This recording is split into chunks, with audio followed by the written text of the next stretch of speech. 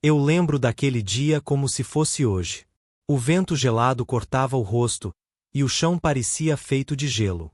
Meus pés descalços doíam a cada passo, mas eu já tinha me acostumado com a dor. Era estranho. Quando a gente passa muito tempo sentindo frio, chega uma hora em que o corpo para de reclamar. Só segue em frente.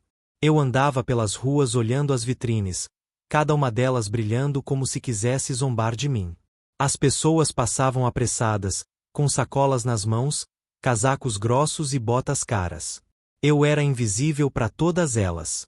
Só mais uma garotinha perdida entre tantas histórias que ninguém quer ouvir. Mas aquele dia seria diferente. Meus olhos se prenderam em uma vitrine cheia de sapatos coloridos. Sapatos que pareciam sorrir para mim. Alguns tinham laços, outros brilhos, e havia um par vermelho que parecia ter sido feito para mim. Eu encostei a testa no vidro, tentando imaginar como seria calçá-los. Como seria andar sem sentir as pedras cortando a sola dos meus pés. Meu estômago roncou. Eu nem lembrava a última vez que tinha comido algo de verdade. Mas naquele instante, o que eu queria mesmo era um par de sapatos. Só isso. Um sonho simples. Só que, para mim, parecia impossível. Quando juntei coragem e empurrei a porta da loja, o sininho tocou e um cheiro diferente me envolveu. Era cheiro de couro novo, de conforto, de tudo aquilo que eu nunca tive. Atrás do balcão, um homem de barba grisalha me olhou por cima dos óculos. Seu olhar era sério, talvez cansado. Ele devia ver pessoas o tempo todo, mas aposto que nunca tinha visto alguém como eu. Meu vestido estava sujo, meu cabelo embolado, e meus pés. Bem, meus pés contavam toda a minha história. Ele não disse nada no começo. Só me observou em silêncio. Eu senti vergonha. Quis sair correndo. Mas alguma coisa me fez ficar. A voz dele quebrou o silêncio da loja. Posso te ajudar, mocinha? Ele perguntou, com um tom que misturava curiosidade e desconfiança. Engoli seco e tentei falar, mas minha voz saiu trêmula. Eu só queria olhar. Ele arqueou as sobrancelhas, mas não respondeu. Caminhei até os sapatos vermelhos, os mesmos que tinham me feito parar do lado de fora. Toquei neles com a ponta dos dedos, com medo de sujar. Eram macios, leves, perfeitos. Eu não sabia o que fazer. Eu queria provar, mas não tinha coragem. E antes que eu conseguisse pensar em algo, ele se aproximou. Onde estão seus pais, menina? Ele perguntou, com a voz mais firme agora. Fiquei muda por alguns segundos. Senti um nó na garganta. Eles não estão mais comigo. Ele ficou em silêncio por alguns instantes. Acho que não sabia o que dizer. A maioria das pessoas não sabe como reagir quando escuta isso. Então ele só cruzou os braços e olhou pro chão. Eu continuei ali, de pé, segurando o sapato vermelho. Eu sabia o que ele devia estar pensando. Que eu era uma ladra, uma pedinte, uma criança de rua. E talvez eu fosse tudo isso aos olhos dele. Mas ninguém sabia o que eu carregava dentro do peito. Respirei fundo e disse o que precisava dizer. Eu não quero roubar nada, moço. Eu só queria ver como é ter um sapato bonito. A voz saiu fraca, quase num sussurro. O homem pareceu surpreso. Ele se ajoelhou, olhou nos meus olhos e falou baixo. Posso saber o seu nome? Ana, respondi. E quantos anos você tem, Ana? 10. Ele assentiu e sorriu de leve. Foi a primeira vez que alguém me olhou sem medo, sem pena. Apenas com humanidade. A loja ficou em silêncio de novo. Só o som do relógio na parede preenchia o ar. Eu não sabia se devia sair ou ficar. Então o homem levantou, pegou o par de sapatos vermelhos e se ajoelhou de novo diante de mim. Senta aqui, Ana. Eu me sentei devagar, e ele começou a limpar meus pés com um pano úmido. Eu senti vergonha, queria sumir. Ninguém nunca tinha feito aquilo por mim. Ele me olhou com gentileza e disse: às vezes a gente precisa cuidar dos pés, para conseguir continuar caminhando. Ele calçou o sapato em mim, e eu quase chorei. Era como se o chão tivesse virado nuvem. Pela primeira vez, não doía andar. Eu dei alguns passos tímidos, olhando para eles como se fossem um tesouro. Mas então a realidade bateu, eu não tinha dinheiro. Nenhum centavo. Meu coração acelerou. Eu sabia o que vinha a seguir. Ele ia pedir que eu devolvesse. E eu ia sair dali como entrei, descalça e sozinha. Antes que ele dissesse qualquer coisa, eu falei primeiro. Eu sei que não posso pagar. Eu só queria sentir por um instante, como é não ter dor nos pés. Eu devolvo, juro. O homem respirou fundo, sentou-se de novo e ficou me observando em silêncio. Ana, onde você dorme? Às vezes na rodoviária, às vezes atrás da padaria. Ele passou a mão no rosto, visivelmente abalado. E seus pais? Minha mãe morreu quando eu tinha 8. Meu pai foi embora. Dessa vez, ele não conseguiu disfarçar. Seus olhos marejaram. Ele se levantou e olhou pro teto, como quem tenta engolir o choro. Depois falou, quase num sussurro. Sabe, Ana, há muitos anos, eu também andei descalço. Eu perdi meu pai cedo, e minha mãe fazia o impossível para me alimentar. Um dia, um homem me deu meu primeiro par de sapatos. E desde então, prometi que, se um dia eu tivesse uma loja, nenhuma criança sairia daqui descalça. Eu fiquei sem palavras. Era como se o destino tivesse me levado até ali. Depois que ele contou sobre o passado dele, o silêncio tomou conta da loja. Eu olhava para aquele homem e via mais do que um vendedor. Era alguém que entendia. Alguém que tinha sentido fome, frio e medo, assim como eu. E era como se, de repente, a distância entre nós desaparecesse. Ele se sentou de novo e ficou olhando para os meus pés, agora cobertos pelos sapatos vermelhos. Eles ficaram perfeitos em você, Ana, ele disse com um sorriso pequeno. Eu sorri de volta, mas o coração apertava. Eu ainda sabia que não podia ficar com eles. Mesmo com toda a bondade dele, eu não queria parecer uma aproveitadora. Eu devolvo, tá? Eu só queria sentir. Mas ele me interrompeu. Não. Esses sapatos são seus agora. Eu congelei. Pensei que tinha ouvido errado. Seus? Repeti, com a voz tremendo. Ele assentiu, cruzando os braços. Sim, Ana. E não é um favor. É um presente. Eu fiquei sem reação. Minhas mãos começaram a tremer. Ninguém nunca tinha me dado nada. Nenhum presente. Nenhuma lembrança. Nenhuma chance. Os olhos dele estavam cheios de lágrimas, mas havia um sorriso sincero ali. Sabe, às vezes o mundo precisa de mais pessoas andando com os pés aquecidos e o coração leve. Eu não aguentei. Pulei e abracei ele. Chorei com força, como se todo o peso que eu carregava tivesse sido arrancado. Ele ficou parado por um instante, e depois retribuiu o abraço. Foi o primeiro abraço de verdade que eu recebi desde que minha mãe se foi. Depois disso, ele me levou para trás da loja. Lá havia uma pequena cozinha, simples, mas aconchegante. Ele abriu a geladeira e tirou um copo de leite, junto com um pedaço de pão. Toma, você precisa comer. Eu sentei na cadeira e bebi o leite devagar, sentindo o calor descer pela garganta. Era como se aquele copo tivesse o poder de curar tudo. Ele me observava em silêncio, e de vez em quando limpava os olhos sem disfarçar. Você tem algum lugar para ir, Ana? Balancei a cabeça. Então, por hoje, fica aqui comigo. Eu quis agradecer, mas as palavras não saíam. Só o sorriso bastava. Ele me levou até um pequeno cômodo nos fundos da loja. Havia uma cama simples, um cobertor florido e uma janela que deixava a luz do sol entrar. É simples, mas é seu por enquanto. Quando ele saiu e fechou a porta, eu sentei na cama e olhei em volta. Era a primeira vez, em muito tempo, que eu sentia o que era segurança. Encostei a cabeça no travesseiro e chorei baixinho. Não de tristeza, mas porque, pela primeira vez, eu tinha um lugar para chamar de lar, mesmo que fosse só por uma noite. Naquela madrugada, o vento batia na janela, e eu não conseguia dormir.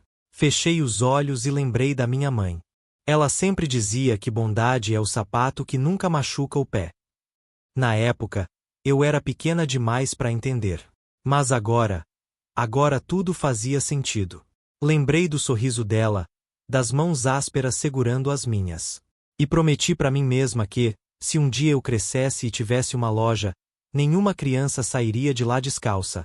Assim como aquele homem fez por mim. O sol entrou pela janela e me acordou. Eu me levantei devagar, ainda com o sapato vermelho nos pés. Era estranho como aquele simples par me fazia sentir diferente. Mais forte. Mais viva. Quando saí do quarto, o homem já estava arrumando a vitrine. Ele olhou para mim e sorriu. Dormiu bem? Perguntou. Sim, muito. Obrigada por tudo. Ele fez um gesto com a mão. Não precisa agradecer, Ana. Só me prometa uma coisa: nunca perca essa luz que tem no olhar. Eu não sabia o que responder, então apenas sorri. Ele me ofereceu um café e disse: se quiser, pode ficar por aqui me ajudando. A loja anda precisando de mãos pequenas e rápidas como as suas. Meus olhos brilharam. Sério? Sério. E o pagamento é justo. Comida, abrigo e um futuro. Aquilo me pegou de surpresa. Eu nunca tinha ouvido a palavra futuro e me incluído nela. Aceitei sem pensar duas vezes. E naquele instante, sem perceber, minha vida começou a mudar. Naquele mesmo dia, uma senhora entrou na loja procurando sapatos para o neto. O dono me apresentou a ela. Essa é a Ana, minha nova ajudante. Eu senti o rosto esquentar, mas ela sorriu e elogiou meu trabalho. Ajudá-la a escolher o par certo foi mágico. Eu percebi como era bom ver alguém sair dali feliz, calçado e confortável. E, sem querer, eu comecei a entender o valor do que aquele homem fazia. Não era só vender sapatos.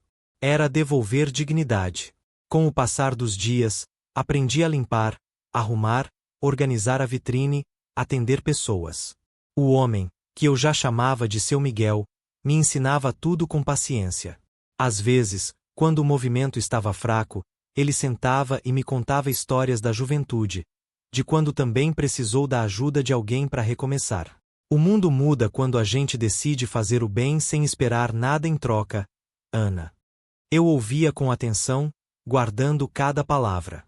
Era como se cada frase dele plantasse uma semente dentro de mim. Um mês depois, uma mulher entrou na loja. Tinha o rosto cansado, mas o olhar bondoso. Ela me olhou fixamente, e algo dentro de mim travou. Ana? Ela perguntou. Meu coração parou. Era uma assistente social. Ela disse que estavam me procurando há meses, desde que descobriram que eu vivia sozinha nas ruas. Eu olhei para seu Miguel, com medo de ser levada embora.